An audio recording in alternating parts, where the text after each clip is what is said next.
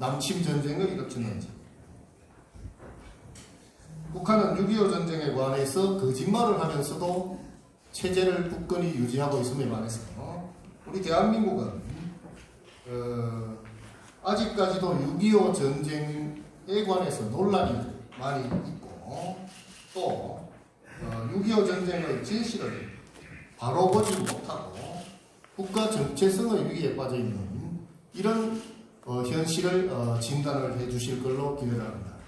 아무쪼록 이 세미나가 우리나라의 안보를 튼튼하게 하고 나아가 통일을 앞당기는데 작은 불씨가 되기를 기원하면서 이 세미나를 준비해 주신 우리 이명수 의원님 오늘 안 계십니다만 의원님과 또 한상대 이사장님, 그 다음에 울망초의 박선영 이사장님, 준비를 해주신 관계자 여러분께 감사하다는 말씀을 드리면서 오늘 세미나를 진행하도록 하겠습니다.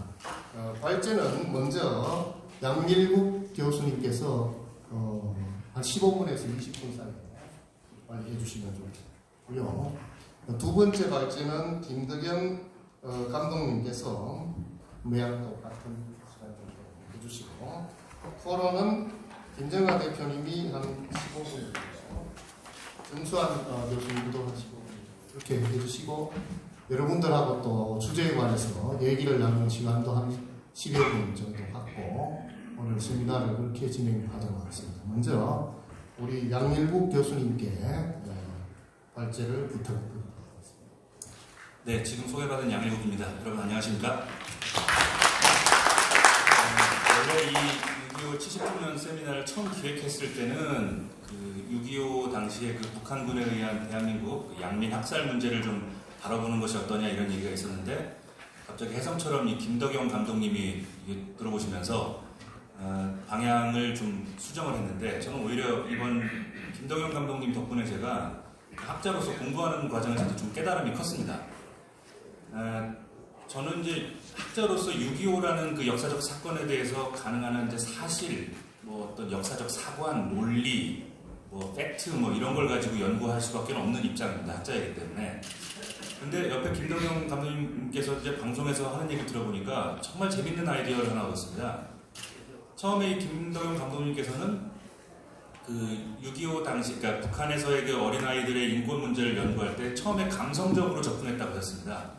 영화 예술 작품을 만들기 위해서 어느 정도 감성적인 접근을 했는데, 하나하나 이렇게 취재를 하고 자료를 모으다 보니까 북한 정권의 실체를 깨닫게 됐다, 이렇게 말씀하셨습니다. 저는 그 부분을 들으면서 좀 학자로서 감성이 아니라 사실과 논리를 가지고 연구하는 학자들도 6.25를 가지고 헛소리하는 사람들이 많은데, 이렇게 다큐멘터리 영화 감독이 이 실체적 진실에 접근할 수 있다면 우리 학계는 더욱더 빨리 접근했었어야 옳다, 전 그런 생각을 하게 됐습니다. 그래서 오늘 제 논문은 제목부터가 국제정치학적으로 볼 때 좀 틀린 제목입니다. 왜 그러냐면 함정을 제가 집어넣었죠.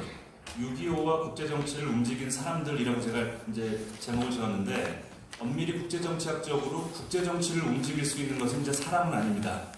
국제정치를 움직이는 주인공은 항상 강대국입니다.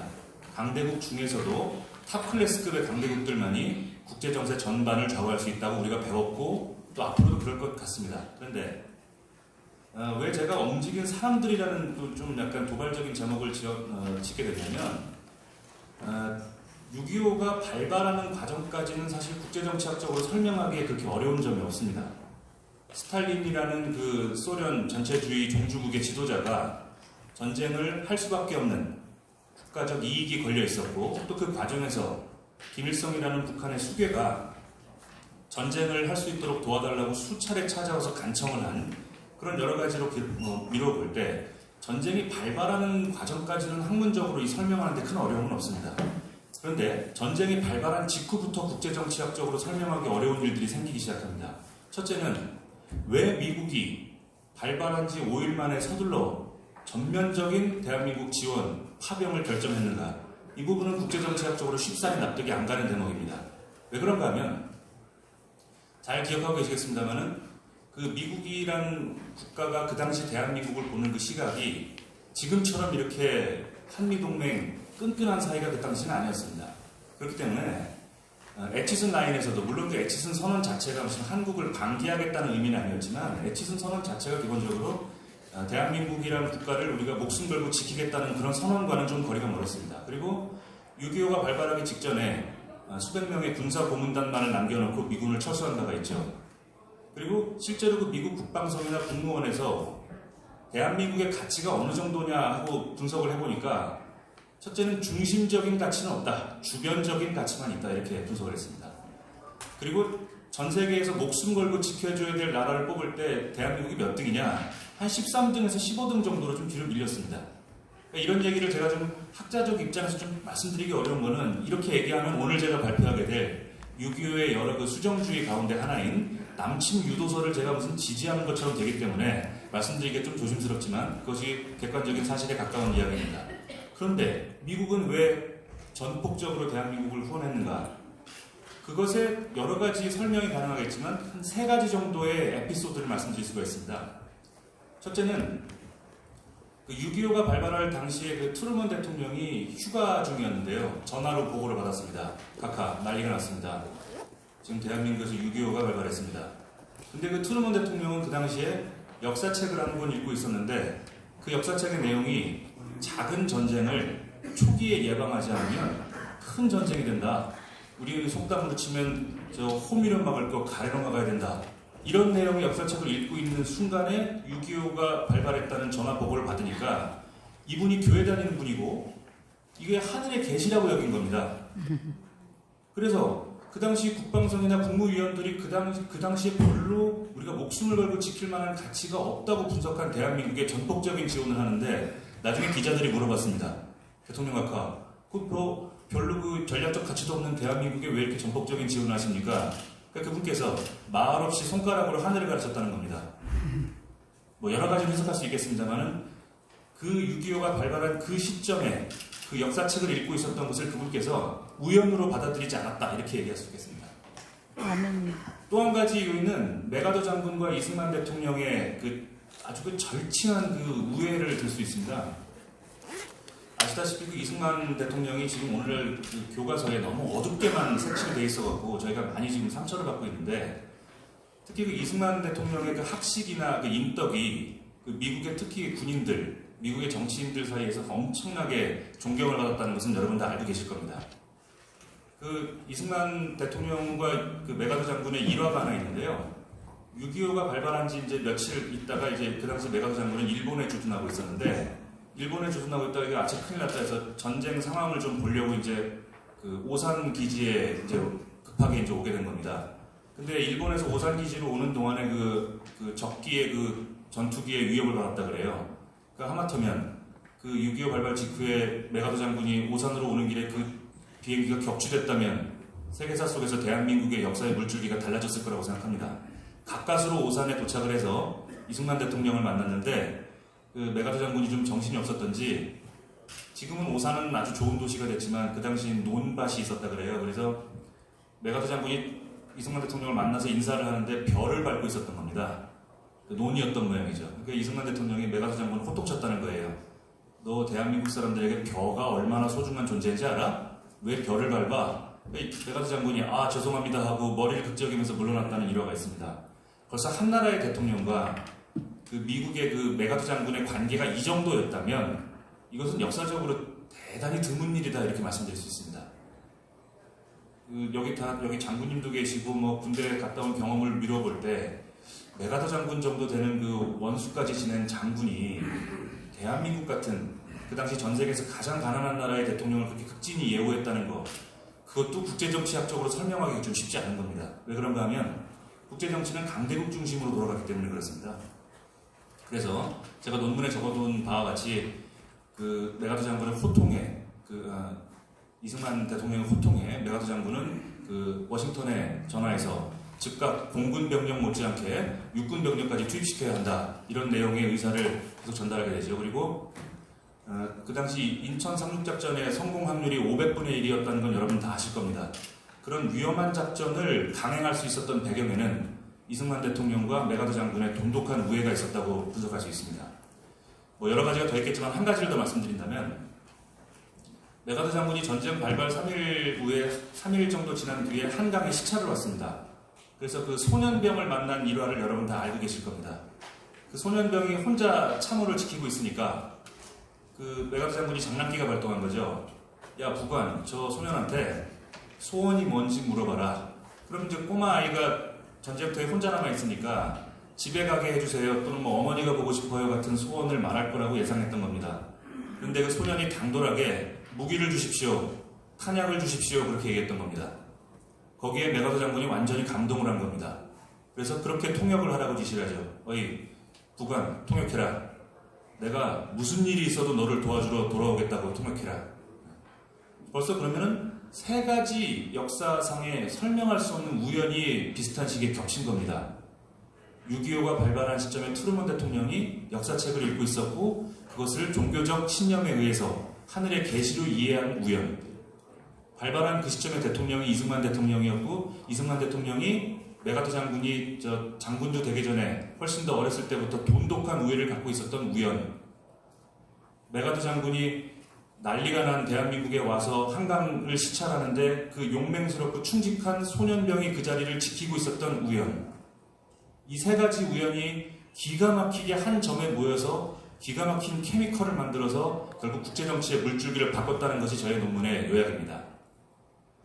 그래서 그 6.25라는 그런 국제정치적 사건을 이렇게 국내적 요인, 개인적 요인, 개인적 신념 이런 차원에서 분석하는 것은 아까 제가 고백해드린 바와 같이 국제정치의 정석은 아닙니다. 그것은.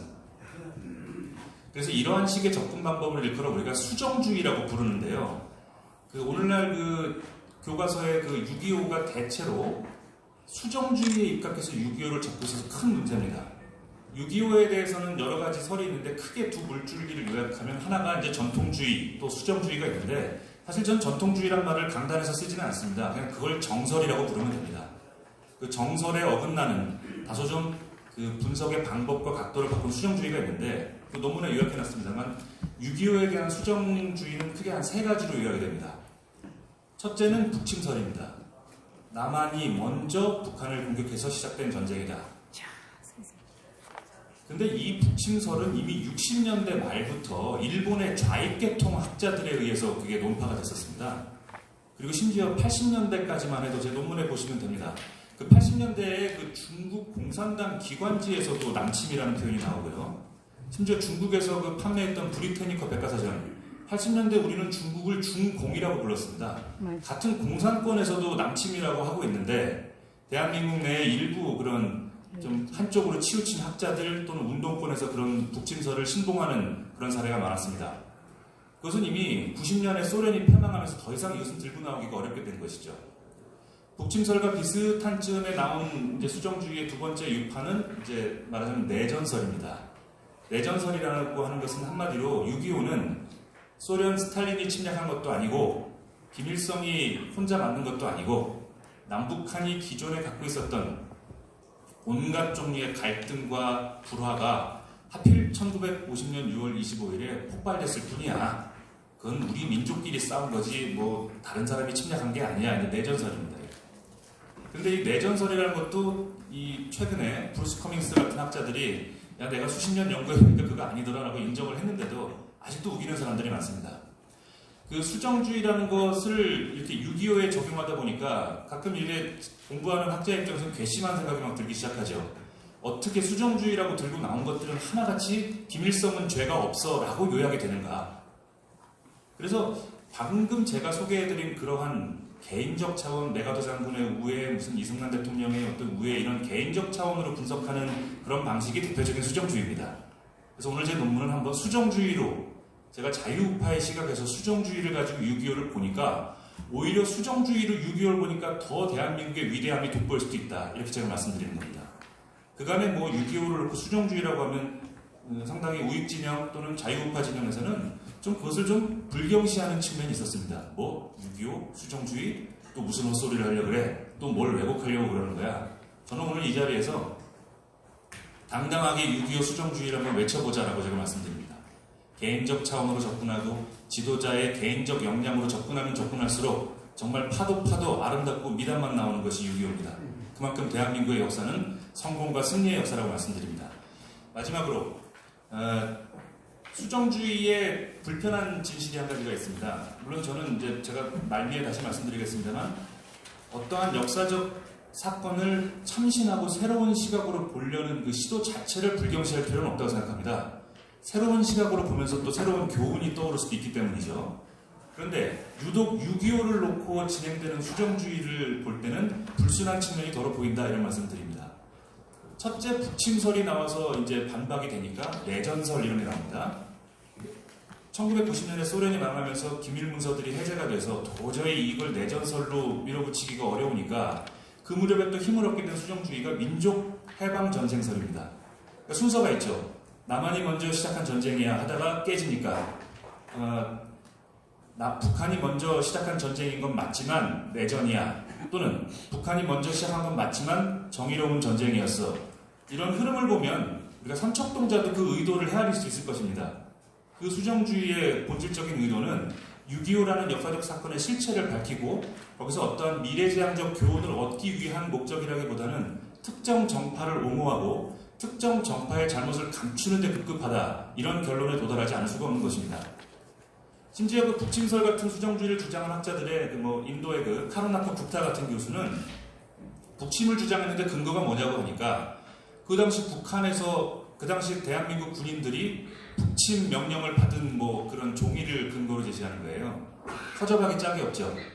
이를테면 전쟁이 났는데 그럼 어느 나라가 군인들에게 그 북침 또는 적을 격퇴하라고 명령하지 않겠습니까? 심지어 그런 수준의 그런 약간 어찌 보면 그 음모설 비슷한 것들이 아직도 수정주의에서 가득 포진해 있는 그런 모습입니다.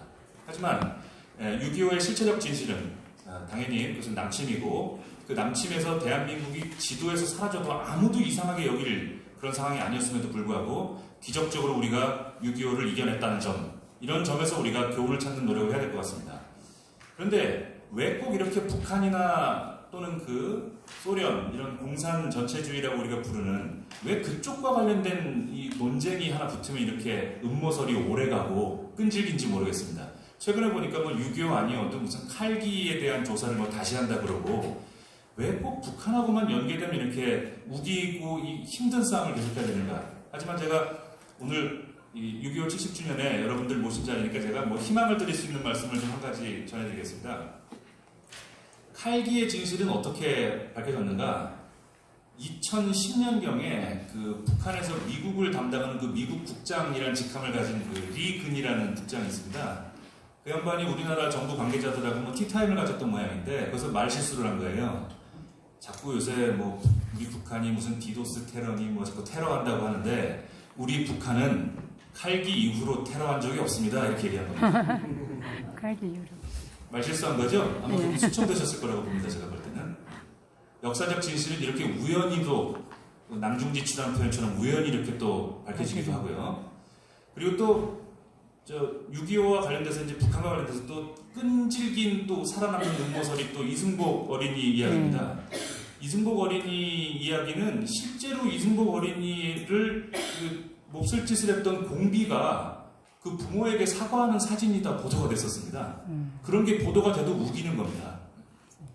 자, 6.25의 경우는 실제로 6.25 당시 그 실질적인 실무자로서 그 작전을 짰던 장군이 내가 실무자다라고 밝힌 지가 벌써 1989년입니다. 그게. 그래서 우리가 어떤 역사적 사실을 놓고 이념 전선이 형성되어 있을 때는 첫째 우리가 갖춰야 될 것은 끈기와 집념입니다. 일종의 악바리 근성이 필요합니다. 왜? 저쪽은 계속 우길 것이기 때문입니다. 경험상. 그쪽이 아무리 우겨도 우리가 진실을 알고 있다는, 진실을 선취하고 있다는 자부심, 그리고 6.25는 우리가 승리한 전쟁이라는 자부심, 그것을 우리가 당분간은 좀 버텨가면서 이 전선을 끌고 나가야 할 것이 아닌가 생각합니다. 자세한 내용들은 제 논문에 다 실어놨으니까 꼭 시간 나시면 꼭 읽어보시고요. 제가 6.25에 관련된 음모설들 다 정리해놨습니다. 그리고 그것이 왜 말이 안 되는지에 대한 설명도 다 달아놨습니다. 추후에 더 추가적인 질문이 있다면 플로어에서 받도록 하겠습니다. 감사합니다. 대한민국 교수님 고맙습니다. 역사적인 사실은 하나지만은 그걸 재구성하거나 의미를 찾는 데 있어서는 이론이 있을 수가 있습니다. 그렇지만 결론을 미리 내려놓고 역사를 꿰맞추는 그런 날조, 이게 지금 대한민국 사회에서 아직도 이런 날조가 통용이 되고 있는 저는 개탄스러운 현실입니다. 그렇지만은 우리 양 교수님 써놓으신 이 논문을 차차히 읽어보시면은 그런 주장의 허구성이 낱낱이 펼치고 있습니다.